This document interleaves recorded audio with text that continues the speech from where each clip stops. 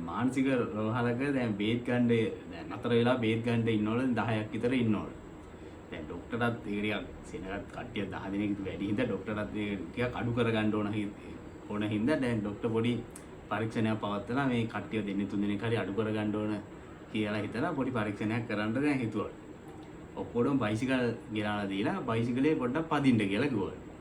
ඒ පදින විදියෙන් doctor තීරණය කරනවලු දැන් මේගොල්ලන්ට හොඳයිද තාම බේත් ගන්න ඕනද කියලා.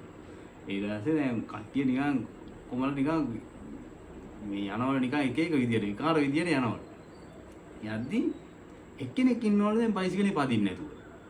බයිසිකලේ නැගලා දැන් පැඩලේ පා ගන්න නැහැලු දැන් ඔහොම ඉන්නවලු. ડોක්ටර් කල්පනා කරනවලු දැන් එක්කෙනෙක්ට හරි හොඳයිනේ. මෙයාව හරි ගෙදර යවන්න පුළුවන් කියලා ළඟට ගිහිල්ලා ඉතින් මොකද බයිසිකලේ පදින්නේ නැද්ද කියලා. නෑ ડોක්ටර් මේ පදින්නේ නෑ. මේ ඇයි කියලා. නෑ ડોක්ටර් මම මේ කන්දක් පල්ලෙහාට යන ගමන් ඉන්නේ.